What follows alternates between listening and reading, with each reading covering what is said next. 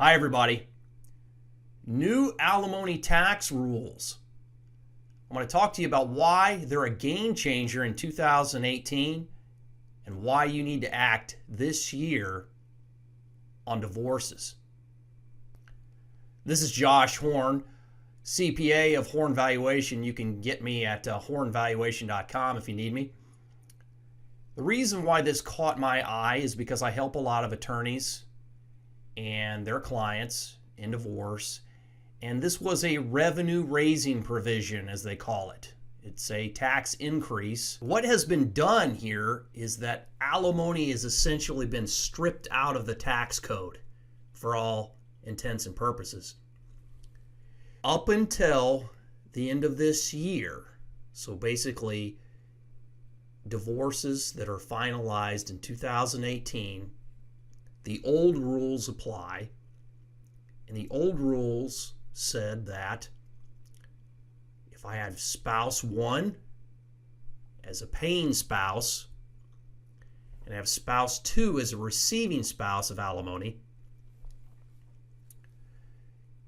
you can legitimately shift the income, if you will. So what does that mean? Spouse 1 or ex-spouse 1 and ex-spouse 2. Spouse 1 is the paying spouse of alimony. He or she pays the alimony to spouse 2.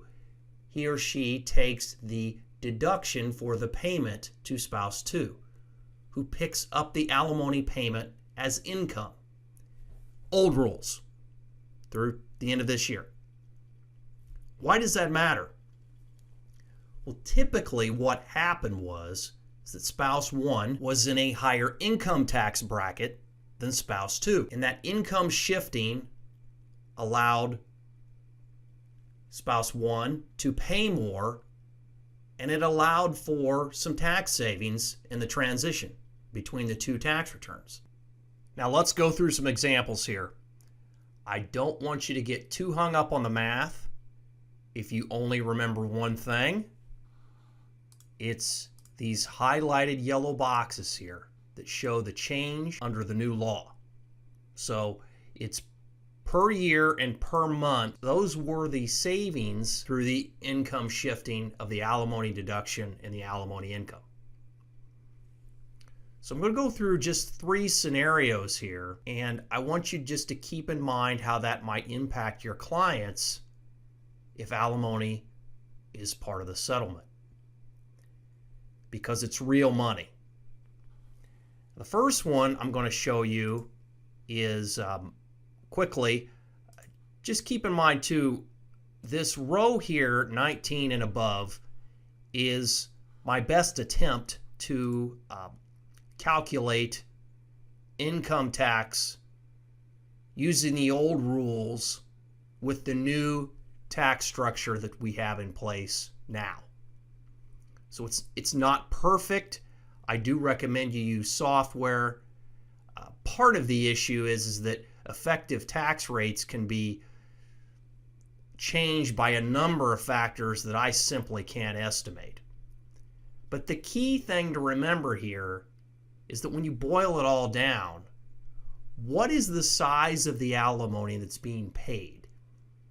And what is the tax rate differential between the two ex-spouses? Because that's going to drive a lot of this. Now you may say, well, that income is too high or too low compared to my clients, etc. Don't get too hung up on that. We do have a graduated income tax code. The key thing to remember is how much alimony and what is the rate differential between the two ex-spouses on their tax returns. Okay?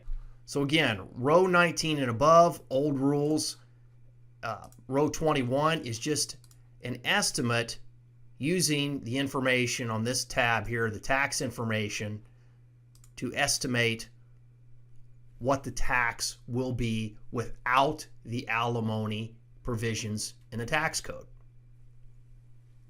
So what jumps out to you? Well, in every scenario that I've done, the key thing is that spouse 1's tax has gone up in every single case. Their taxes have gone up. And I anticipate that will be the case most of the time. If you have an alimony payer, their taxes will go up. Two's tax has gone down in each of these three scenarios, but it's not enough to offset spouse one's tax increase. So that's key and critical here. And that difference is what is impacting the highlighted boxes below. So $400,000 spouse one income, $50,000 spouse two income. We're talking about $30,000 of alimony. When the dust settles, the change in the tax rules resulted in a $3,000 a year loss of money to ex-spouse one and two globally together, and their children, if there are any children.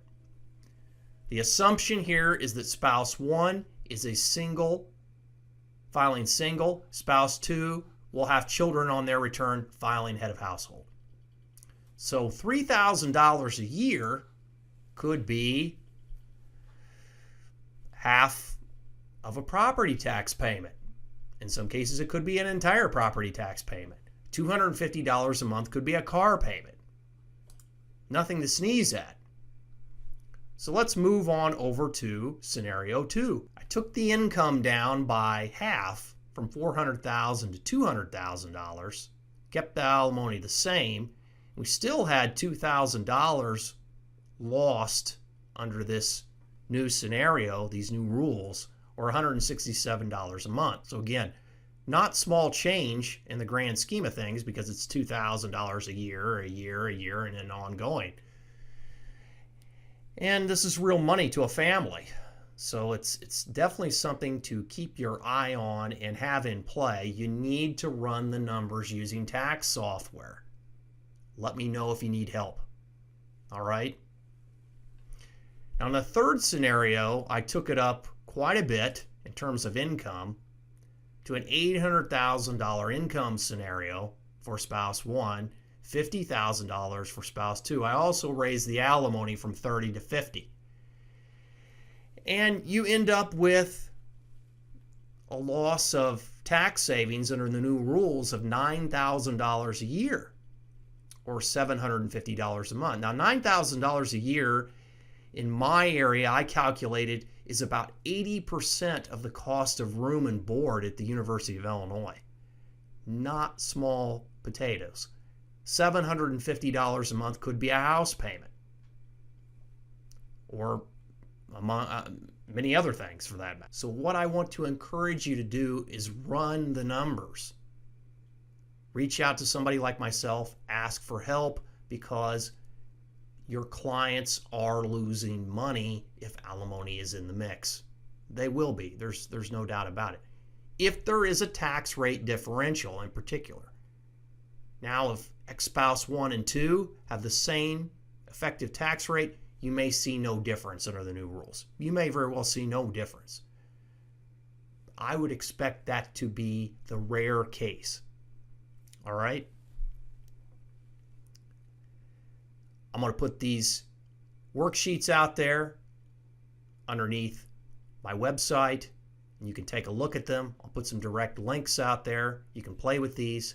Again, I caution you, just know that there are a lot of factors that come into play, and you really need to run this as a software scenario. This is much easier to see on the screen. It gets to the heart of the matter, and I think it really drives home the issues that you may face in your cases. Josh Horn, CPA of Horn Valuation. I've had a lot of fun with this. Let me know if you need anything.